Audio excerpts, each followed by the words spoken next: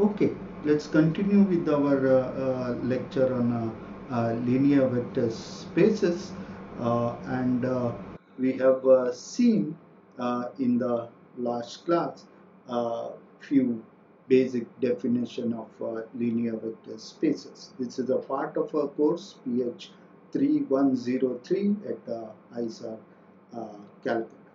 So in the last lecture, we have defined uh, dot product and norm in a vector space. Let's continue with the more understanding about them, especially how the angle between the two vectors are related to dot product.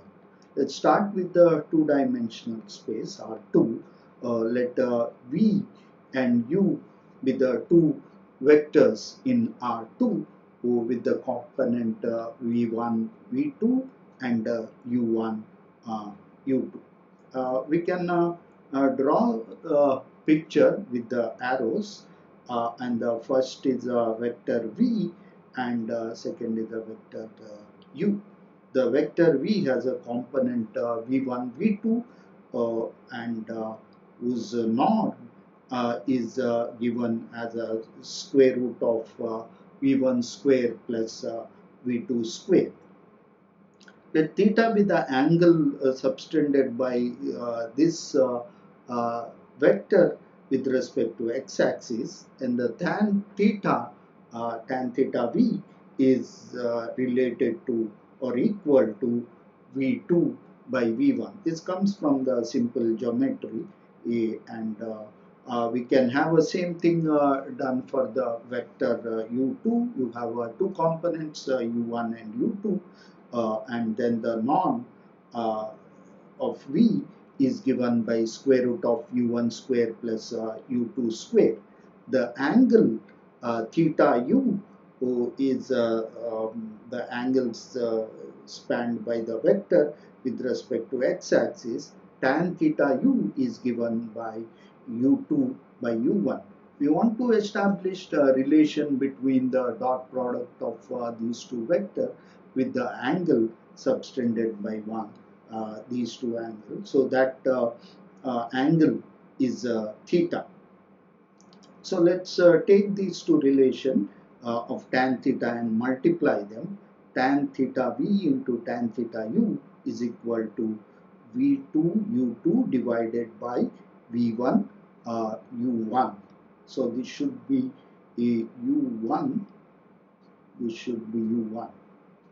And going ahead, and we take the dot product between the two vector U and V, that can be written as V1 U1 and V2 U2.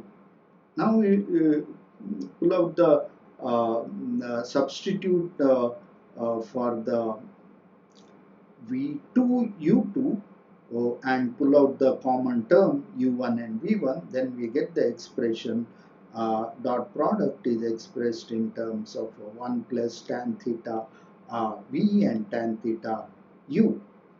So after some playing around with the trigonometric identities, one can show that this expression is exactly equal to the norm of a vector U and norm of a vector V, and cos theta minus theta U minus theta V. So this can be simply written as U dot U into V into cos theta, where theta is an angle between the vector V and U. So the this is how the scalar product or the dot product between the two vectors is related to angle span between them. So that is a main identity. What we have is the relation between the dot product and the angle. Geometrically, it's very important, and it leads to the concept of scalar product and orthogonality. We start with this relation, dot product and the angle between the two. This relation makes the connection between the dot product and the angle between the vector. the angle between the two vectors u and v using this relation can be expressed as theta is equal to cos inverse u dot v divided by the magnitude of u and magnitude of v. Two non-zero vectors u and v are said to be orthogonal if v dot u or u dot v is equal to 0. So that is the basic definition of orthogonality. If their dot product is 0, then the two vectors are said to be orthogonal. Some trivial facts. Let us remind what is a zero vector. Zero vector is a v0 in R3 or Rn. It is given by the tuple of zeros, all zeros. The length of the or norm of the zero vector is 0. Of course, it is a 0 square plus 0 square plus 0 square, which is a 0. Now, if you take a non-zero vector u and take a dot product with the zero vector, it gives 0. Now, this does not mean that the zero vector is orthogonal to the vector. So, this would tend to all vector becoming orthogonal to zero vector. So, there is no concept of orthogonality with respect to zero vector, and the orthogonality is essentially applied for the vectors which are non-zero only. So, one should never talk about orthogonality with respect to a zero vector.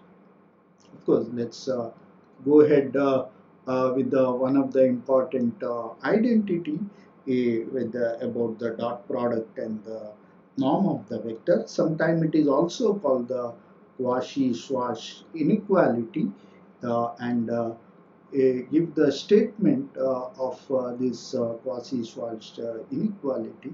It states that for a vector space with the dot product for any given two vector u and v satisfies the following condition: u dot v square is always less than or equal to u square into v square, and the equality holds only when u and v are equal or proportional to each other. A more complicated this thing would be to say that u and v are linearly dependent. One can try to visualize this in our 2D space. You have a vector v and its norm, vector u and its norm, and there is a dot product which is essentially a given by u dot v is a projection of u on v or projection of v on u. It is symmetric about this, so one can use any one of them. So u dot v dot square essentially represent the square in this direction, and uh, v u square is represent the area of the square along in the u size of u. Now, of course, one can plot u dot v square, and it says that it should be always square less than uh, product of other two squares. Of course, this is a geometric description. It doesn't actually mean anything. It's just okay. So let's try to get a kind of a proof to Schwarz inequality, and see whether is there anything like a formal rigorous proof. Somewhere back we said that u dot v is equal to u and v into cos theta. Okay, so let's take a square on both sides, and that would give the relation u dot v square u dot u square into v square into cos square theta. Now we can simply rewrite this, and then cos square theta being always less than 1, it shows that we can immediately use this identity to show that the Schwarz inequality is correct. So one may require a more formal proof for the uh, scalar product, which is not Euclidean or some complicated vector space. Uh, we can see that the equality holds only if cos theta is 1 or theta is equal to 0. There is a more formal proof. One can look into this. It doesn't really state you anything more than the fancy mathematical logic. So we can do with the poor man's proof or bulldozer proof. Let's go ahead and see another important concept in the vector space called the linear independence of vector. Two vectors u and v are said to be linearly independent if the combination alpha dot v and beta dot u is 0 if and only if alpha is equal to 0 and beta is equal to 0.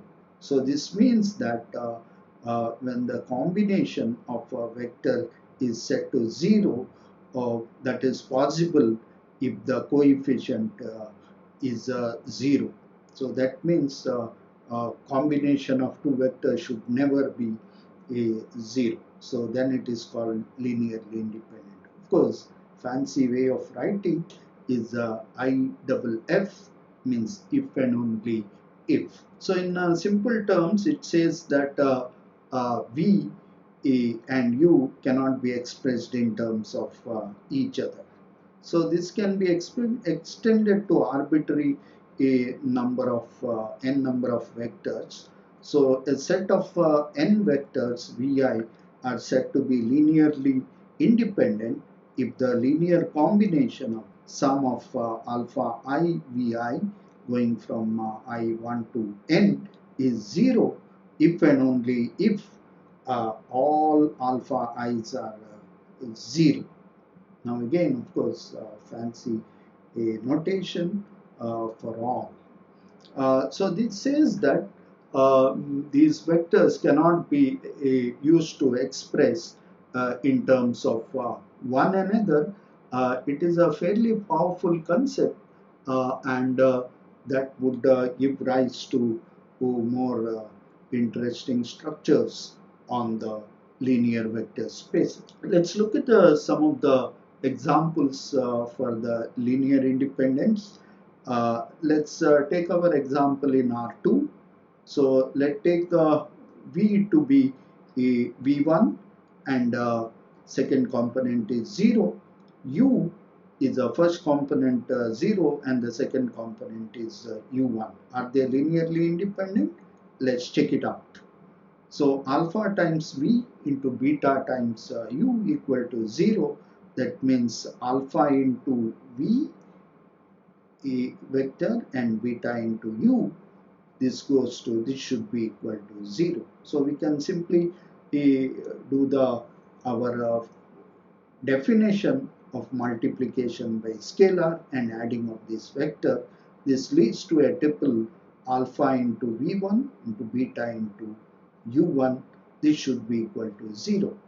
Obviously, this means that alpha into V1 should be 0 and beta into U1 should be 0, and that is possible only if alpha is equal to 0 and beta is equal to 0. This means that the two vectors U and V are linearly independent. So this is a way to show that this combination can never be 0 unless the coefficient of the combination themselves are 0, and then they are linearly independent. Now we can see that these vectors U and V are linearly independent, but they are also orthogonal. So we can take the dot product of that U and V and you can see that they are orthogonal to each other, and that is plays an important role too.